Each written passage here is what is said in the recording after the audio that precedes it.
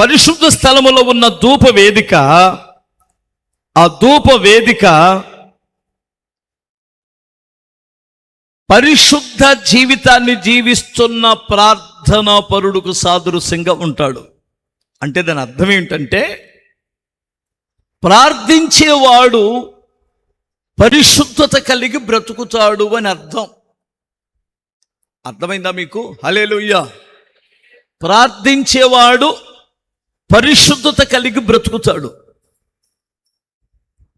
ఎందుకు అలా బ్రతుకుతాడు అంటే, ప్రార్థించేవాడు పాపము చెయ్యలేడు.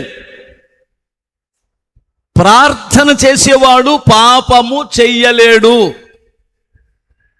ప్రార్థించేవాని దగ్గరికి పాపాన్ని చేయడానికి దుష్టుడు సమీపించలేడు.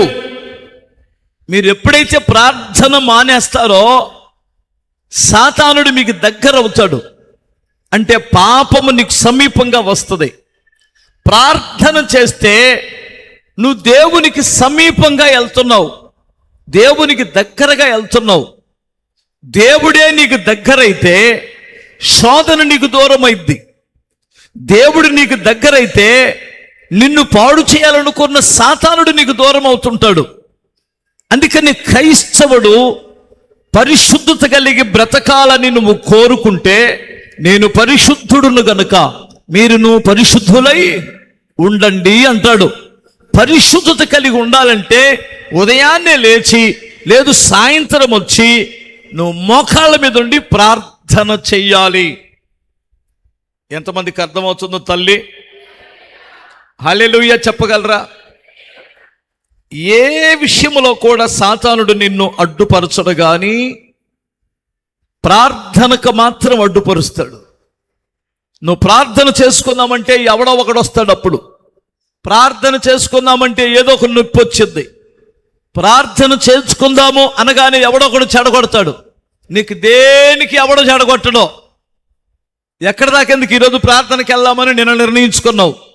చాలామంది నిర్ణయించుకున్నారు చర్చికి వెళ్దామని. ఈరోజే వాడు ఫోన్ చేసి, మామ మేము వస్తున్నాం, బయలుదేరాం, ఇంటి దగ్గర ఉంటావుగా, అని చర్చికి వెళ్తాను. ఏందా మేము ఇంత దూరం నుంచి వస్తుంటే నువ్వు చర్చికి వెళ్తావు అని అనగానే మనోడు కోసాలు లూజ్ అయిపోయి ఉంటాడు ఇంటి దగ్గరే. దయచేసి మీరు గమనించాలి, ప్రతిదీ కూడా ప్రార్థనకి వెళ్ళడానికి లేదా మోకరించి ప్రార్థన చేయడానికి అడ్డు పెట్టేవాడు సాతానుడు. ఇప్పుడు ప్రార్థించేవాడు పరిశుద్ధ జీవితాన్ని జీవిస్తాడు. హల్లెలూయా. చూడండి ఒకసారి మీరు ఎఫెసీయులకు రాసిన పత్రిక 5వ అధ్యాయం 1 నుండి 5 వాక్యాలు చూద్దామా?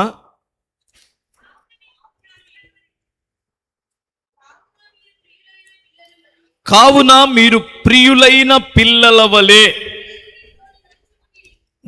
దేవునిని పోలి దేవుని పోలి నడుచుకునుడి. క్రీస్తు మిమ్మును ప్రేమించి పరిమళ వాసనగా ఉండుటకు మన కొరకు తన్ను తాను దేవునికి అర్పణగాను బలిగాను అర్పించుకొనెను. అలాగుననే మీరును ప్రేమ కలిగి నడుచుకునుడి. మీలో జారత్వమే గాని, ఏ విధమైన అపవిత్రతే గాని, లోభత్వమే గాని వీటి పేరైనను ఎత్తకూడదు. ఇది పరిశుద్ధులకు తగినది. కొట్టో చప్పట్లో. కృతజ్ఞతావచనమే మీరు ఉచ్చరింపవలెను గాని, మీరు బూతులైనను పోకిరి మాటలైనను సరస్వత్తులైనను ఉచ్చరింపకూడదు. ఇవి మీకు తగవు. వ్యభిచారి అయినను, అపవిత్రుడైనను, విగ్రహారాధికుడైనను, లోభి అయినను క్రీస్తు యొక్కయు దేవుని యొక్కయు రాజ్యమునకు హక్కుదారుడు కాడను సంగతి మీకు నిశ్చయముగా తెలియును. ఎవరెవరో పరలోక రాజ్యానికి వెళ్ళరో ఏనండి. ఇంకొకసారి చదువుకుందాం 5వ వాక్యంలో.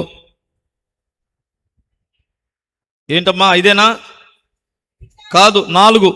కృతజ్ఞతావచనమే ఉచ్చరింపబలెను కానీ మీరు బూతులు మాట్లాడకూడదు. పోకీరి మాటలు అంటే వెర్రి మాటలని రాయబడింది పుట్నోట్లో. పోకీరి మాటలు అంటే ఏంటి చెప్పండి? బూతులు మనకందరికి తెలుసు. పోకీరి ఏంటి? పోకీరి, హల్లెలూయా. పోకీరి వాళ్ళు ఏం మాట్లాడతారు? డబల్ మీనింగ్ మాటలు, బూతులు కావు, డబల్ అర్థం వచ్చేటట్లు మాట్లాడతారు. బూతులు కాదు అవి. పోకిరిగా, చిల్లరగా, దరిద్రం. అసలు చూడండి, మీ హోందాతనం పోకూడదు. మీ హోందాతనం పోకుండా మీరు మాట్లాడాలి. నవ్వచ్చు, మీరు ఒకరినొకరు సంతోషంగా ఉండొచ్చు. కానీ ఒకవేళ జోకులు వేస్తే కూడా జోకులు ఏముండాలి? పవిత్రత ఉండాలి. ఆ నవ్వులో పవిత్రత ఉండాలి. పోకిరి మాటలు మాట్లాడకూడదు. పోకిరి మాటలైనను సరసొత్తులైనను. ఏంటి? సరస్సం ఆడితే ఎవరితో ఆడాలి? భార్యతో ఆడాలి. భార్య భర్తతో ఆడాలి. అంతేగాని కొంతమంది పెళ్ళికి వెళ్ళిన దగ్గర, ఏం బావో బాగున్నావా, ఓ ఈ మధ్య ఏంటి, ఏం మరదలో, దరిద్రపు మాటలు, పోకీరి చేష్టలు, పోకీరి మాటలు మీరు మాట్లాడకూడదు. పోకీరి మాటలు సరసోక్తులైనను ఉచ్చరించకూడదు. ఇవి మీకు తగవు. మరి ఇలాంటి మాటలు మాట్లాడేటువంటి వారు ఎక్కడికి వెళ్తారు? ఎవరెవరు పెట్రా?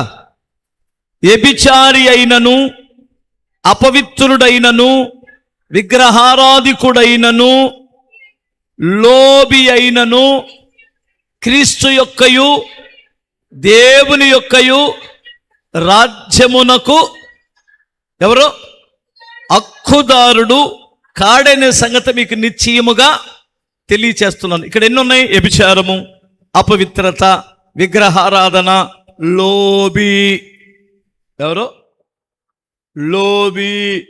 లోబి అంటే ఎవరు చెప్పండి? వినాలి. నీకు జీతం 1,00,000 రూపాయలు ఉంది, బలకేం చేయబెట్టేవాడిని ఏమంటారు? లోబి అంటారు.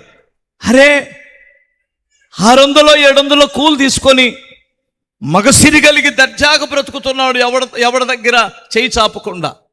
నువ్వు 1,00,000 రూపాయలు తీసుకొని కూడా మరలా బల కింద చేయబెట్టమంటే లోబి కాదా? చెప్పరేంటమ్మా? హల్లెలూయా చెప్పగలరా?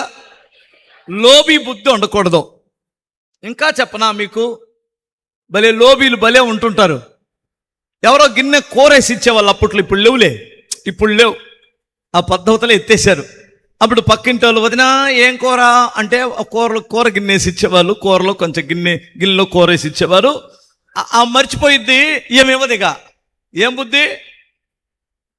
ఒకవేళ ఆమె ఎప్పుడైనా ఎవరైనా గుర్తుపెట్టుకొని అడిగితే ఏముంటుందంటే, మా గిన్నెలు 4 పోయినాయి అమ్మా, ఒక గిన్నెగా మాకు వచ్చిందంట. లోబి. నీ గిన్నె పోయినా ఆ గిన్నె తీసుకోకూడదు. ఇంకా చెప్పనా? లోబితనం చూడండి.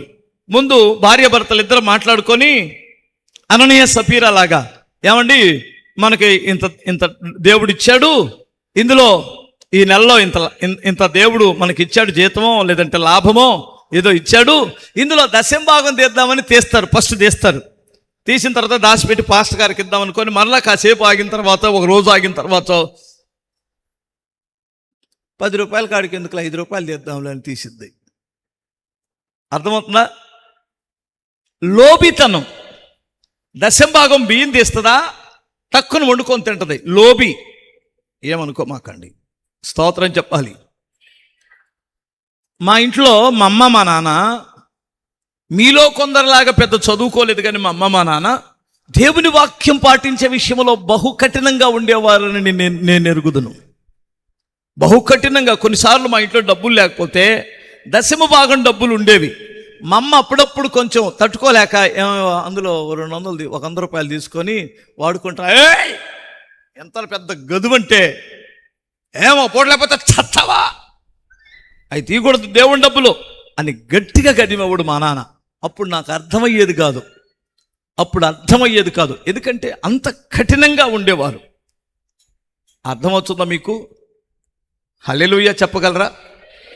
నాకెందుకైనా అర్థం కాదంటే, మా అమ్మమ్మ చిన్నప్పుడు మా అమ్మమ్మ చిన్నప్పుడు ముడుపులు కట్టేది. మందపు 10 పైసల బిళ్ళలు ఉండేవి, మందంగా ఉంటాయి 10 పైసల బిళ్ళలు. ఆ 10 పైసల బిళ్ళలు రూపాయి బిళ్ళలు ఎడల్పుగా ఉంటాయి, రూపాయి బిళ్ళ. ఆ రూపాయి బిళ్ళలు వాటిని మా అమ్మమ్మ ముడుపు కట్టేది. నేను మా అమ్మమ్మ ముడుపు కట్టి దేవుడి దగ్గర పెడితే నేను ఎదవనే. అందరు ఐసులు కొనుక్కుంటే నా దగ్గర డబ్బులు లేకపోతే ముడుపు డబ్బులు దొంగతనం చేసేవాడిని, ముడుపు డబ్బులు. ఆ తర్వాత తెలిసింది దేవుని సొమ్ము తింటే మనము బాగుపడమని. దేవుడు అన్ని కక్కించాడులేండి, వేరే సంగతి, స్తోత్రం చెప్పాలి. అది పాతది కదా, అది పాతది కదా. కానీ ఇప్పుడు లోభి బుద్ధి అనేటువంటిది అస్సలు ఉండకూడదు. నాది కానిది నేను తీసుకోవడమే దాన్ని ఏమంటారు? లోభి బుద్ధి. నీది కానిది ఆశించడమే లోభి. ఈ లోభి బుద్ధి వలన దేవుని రాజ్యాన్ని కోల్పోతూ ఉంటాడు. ప్రార్థన చేసేవాడు వీటన్నిటిని జయిస్తూ పరిశుద్ధుడుగా ఉంటాడని బైబిల్ చెబుతుంది. ఎంతమందికి ప్రార్థనా పరులుగా ఉండాలనిపిస్తుంది? ఈ మధ్య కాలంలో చాలామంది ప్రార్థన బృందంలో జాయిన్ అవుతున్నారు కదా. జాయిన్ అవుతున్నారా లేదా? హల్లెలూయా. దయచేసి మరలా వెనుక్కెళ్ళకండి. ప్రార్థన చేసేటప్పుడు ఎట్లా ఒకట సమయం గడపాలని కూర్చొని ముచ్చట్లు చెయ్యకండి. ఈ నెలలో, వచ్చే నెలలో జులైలో మీకు ఒక ప్రార్థనా కూడికి పెడతా, అర్థమవుతుందా? ముచ్చట్లు పెట్టుకొని చేస్తాం లాగమ్మా, ఇప్పుడే ఆగాం, అర్థమవుతుందా అని పిచ్చి పిచ్చి కబుర్లు చెప్పుకుంటూ పిచ్చి పిచ్చి వేసాలు వేస్తూ ప్రార్థనా బృందములు ఉండకండి. ప్రార్థనా బృందములు ఉన్నవారు బయటకు వస్తే, వాళ్ళు ప్రార్థన చేసి చేసి చేసి బయటకు వస్తే ఆ ప్రభావం అలా పని చెయ్యాలా. అక్కడికి ఎవరైనా దయ్యం పట్టినటువంటి వాళ్ళు వస్తే ఢమీళ్ళ కింద పడిపోవాలి. ఏదే ఆ అమ్మాయి ఉందా? పొన్నూరు నుంచి ఒకళ్ళు వస్తున్నారు, పొన్నూరు నుండి ఒకళ్ళు వస్తున్నారు, వారం వారం వస్తున్నారు. ఆ అమ్మాయిని దయ్యం నడిపించింది ఇక్కడికి. ఆ అమ్మాయిని దయ్యం నడిపించింది. ఎన్నో చోట్ల తిరిగారు. నిజంగా చెప్పాలంటే చాలా చర్చిలకు వెళ్ళారు వాళ్ళు. వాళ్ళ ఆయన ఈ యూట్యూబ్లో చూసి ఇదంతా కాదులే కానీ కృపా మినిస్ట్రీస్కి వెళ్దాం గుంటూరు అన్నాడట. అక్కడికి తప్ప ఎక్కడికి తీసుకెళ్ళానిందట. ఆడికేం అర్థం కాక ఎందుకు అక్కడికి వెళ్ళనివ్వద్దు అని అంటే వీడు ఆలోచించి దయ్యం వద్దంటే అడుగుకుంటాడా? లేదేదో అక్కడేదో ఉందని తీసుకొని వచ్చారు. ఈడప్పుడు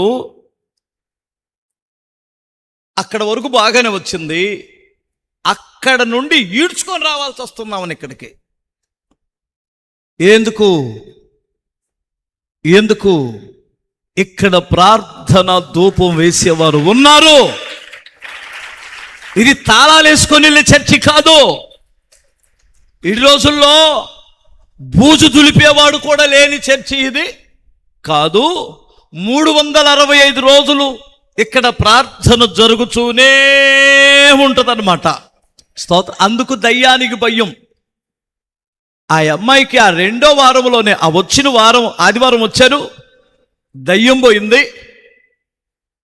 ఇప్పుడు అమ్మ నేను అన్నాను, తల్లి ఆ దగ్గరలో ఉన్న ఏదైనా మీ చర్చికి వెళ్ళండి, ఒకవేళ వెళ్తే ఇంత దూరం రావాల్సిన అవసరం లేదులే అంటే, లేదన్నయ్యా మా జీవితకాలం అంతా మేము కృపా మినిస్ట్రీస్ని విడిచిపెట్టాం. ఇందాక ఆరాధనలో కనిపించింది ఆ అమ్మాయి. హల్లెలూయా. ఫస్ట్ ఆరాధనకే వస్తున్నట్టున్నారు భార్య భర్తలు ఇద్దరు. పిల్లలను తీసుకొని నేను మీకు తెలియచేసేది ఏమిటంటే, ధూపం వేసే ధూపవేదిక నిబంధన మందసానికి సమీపంగా ఉన్నట్లు ప్రార్థన చేసేవాడు పరిశుద్ధత కలిగి బ్రతుకుతాడు. ఫస్ట్ దగ్గరగా స్తోత్రం చెప్పాలి. ఇది పరిశుద్ధ స్థలానికి సమీపంగా, దేవునికి సమీపంగా ఉండేటువంటి దానికి నిదర్శనం.